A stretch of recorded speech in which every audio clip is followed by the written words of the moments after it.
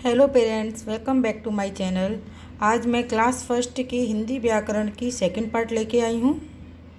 First part में हमने वर्णमाला तथा वर्ड के बारे में पढ़ा था। हम सेकंड पार्ट में मात्राओं के बारे में पढ़ेंगे। ये मैंने हिंदी के लेटेस्ट सिलेबस के अनुसार ये वर्कशीट तैयार की है। आज हम मात्राओं के बारे में पढ़ेंगे। मात्राओं का यूज कैसे करते हैं, स्वर में जब व्यंजन मिल जाते हैं तो उनका रूप चेंज हो जाता है, उनको उच्चारण कैसे करते हैं, उन मात्राओं को लगाते कैसे हैं। आज इन सब के बारे में हम बात करेंगे। मात्राओं की परिभाषा। स्वरों को व्यंजन के साथ प्रयोग करने पर, स्वरों को किसके साथ, व्यंजनों के साथ प्रयोग करने पर जो स्वरों के बदले रूप को हम मात्रा कहते हैं। जब स्वरों को हम व्यंजन के साथ यूज करते हैं तो स्वर का रूप बदल जाता है, तो उसे हम क्या कहते हैं, मात्रा कहते हैं। उनका उच्चारण बदल जाता है और उनका रूप बदल जाता है। जैसे देखिए, यहाँ आ की मात्रा का रूप ऐसे हो जाता है, ई की मात्रा इस तरीके से बदल जाती हैं, तो इसे हम क्या कहते हैं, मात्राएं कहते हैं। अमात्रिक शब्द। अमात्रिक शब्द क्या है, वे शब्द जिनमें मात्राओं का प्रयोग नहीं होता उसे अमात्रिक शब्द कहते हैं। जिनमें मात्राओं का प्रयोग नहीं होता है उसे हम अमात्रिक शब्द कहते हैं। जैसे जल, फल, कल, नल, इसमें किसी भी प्रकार की मात्रा का प्रयोग नहीं किया गया। अब आते हैं आ की मात्रा के शब्द। आ की मात्रा की खड़ी डंडी होती है, इसे व्यंजनों के साथ यूज किया जाता है। जैसे व्यंजन माँ एक व्यंजन है, माँ में ये आ की मात्रा लगेगी तो इसे हम उच्चारण करेंगे माँ। ला में लगेगी तो ला, मिला के क्या हो गया, माला। बाजा, काला। क्योंकि जब हम बड़ी आ की मात्रा यूज करते हैं तो उसका उच्चारण थोड़ा तेज़ी से होता है। जब हम बिना आ की मात्रा के शब्द पढ़ते हैं तो उसे हल्के से म ल ऐसे, और आ का लग जाता है तो माँ, ला पे लग गया तो ला, तो कैसे हो जाएगा, माला। वाजा, काला। ऐसे ही अनार, अनार, अचार, अचार। इस तरीके से आ की मात्रा के शब्द पढ़े जाते हैं। अब हम पढ़ेंगे ई की मात्रा के शब्द। छोटी ई की जो मात्रा होती है वो इस व्यंजन के आगे से लगती है और बड़ी ई की मात्रा व्यंजन के पीछे से लगती है। जैसे हम का, ये व्यंजन है, इसमें हम छोटी की मात्रा लगाएंगे, इसका उच्चारण करेंगे कि। सा पे पहले से आ का डंडा है तो कैसे बोलेंगे, सा न, क्या हो जाए कि सा न। ऐसे गा पे लगाएंगे गी, लास, गिलास। इस तरीके से छोटी ई की मात्रा के शब्द हम बच्चों को पढ़ना और उच्चारण करना सिखाएंगे। इसी तरीके से बड़ी ई की मात्रा है, इसका जो मात्रा है पीछे से लगती है। जैसे सा व्यंजन है, व्यंजन के पीछे लगाया सी, डा के पीछे लगाया डी, तो क्या हो गया, सी डी, भारती।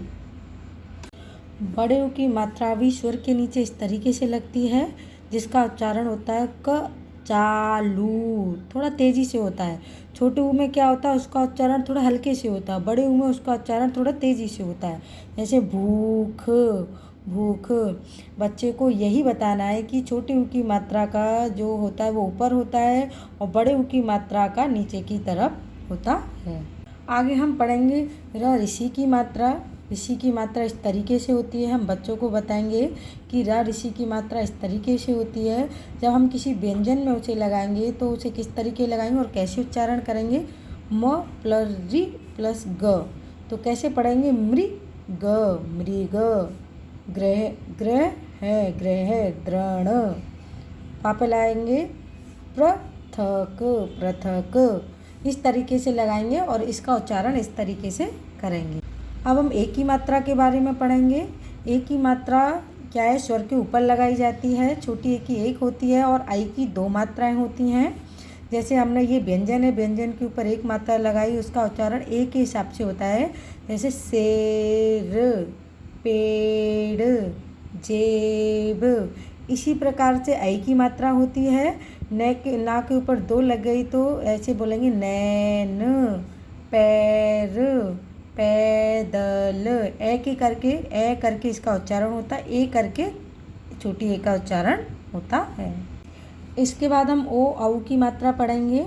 ओ औ की मात्रा भी ऊपर ही लगती है, लेकिन एक डंडे के साथ लगती है। इसमें 2 मात्राएं होती हैं औ में। अब देखिए ये भी व्यंजन के साथ लगाई जाती है। भ व्यंजन है, इसके पीछे लगाई जाती है ये। तो कैसे हो, भो ओ करके इसका उच्चारण होता है। जैसे भोजन, ओ छोटी है। ढोल, कोयल, ये क्या है ना, स्वर के पीछे लगाई जाती है और ऊपर भी लगाई जाती है। तो ये हो गई छोटे ओ की मात्रा।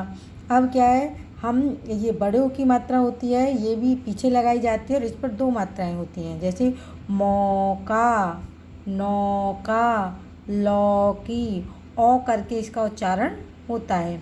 और ये भी व्यंजन के पीछे लगाई जाती है और ऊपर भी लगाई जाती है। अब हम अनुस्वार, चंद्रबिंदु और अह के बारे में पढ़ेंगे। अनुस्वार की जो मात्रा होती है वो ऐसे करके ऊपर एक बिंदी के रूप में लगाई जाती है। चंद्रबिंदु में क्या है, एक चांद बना के ऊपर बिंदी लगा के लगाई जाती है। और अंग अह का जो होता है, एक आ के पीछे 2 बिंदी लगा के लगाई जाती हैं।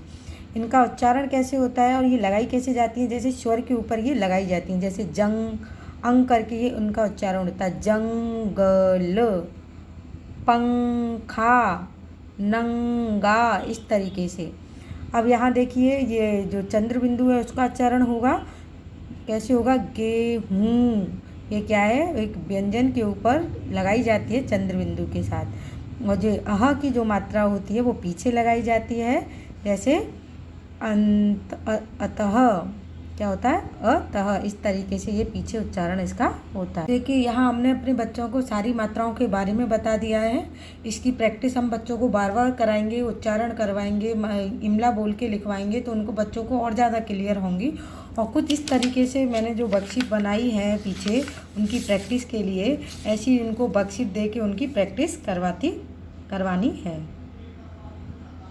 बच्चों को मात्रा क्लियर हो जाए, उनकी पहचान अच्छे से मजबूत हो जाए, इसलिए हमको बच्चों को इस तरीके से वर्कशीट बना के देनी है। देखिए मैंने यहाँ पहली वर्कशीट बनाई है, क्वेश्चन बनाया है, क्या है कि रिक्त स्थान की पूर्ति कीजिए। इसमें बच्चे को ई की मात्रा कैसे लगती है, ये किसकी मात्रा, इस तरीके इसके बारे में बताना है। जैसे ये क्या है, छोटी ई है, छोटी ई की मात्रा किस तरीके से लगती है, इस तरीके से। तो बच्चा लिखेंगे और उनको ये मात्राएं कंठस्थ हो जाएंगी। जैसे ये किसकी मात्रा है, बड़े ऊ की मात्रा है। ये क्या है, आ की मात्रा क्या होती है, इस तरीके से होती है। ये किसकी मात्रा है, ऋषि की। ए की मात्रा कैसे लगती है, ऐसे। ये क्या है, औ।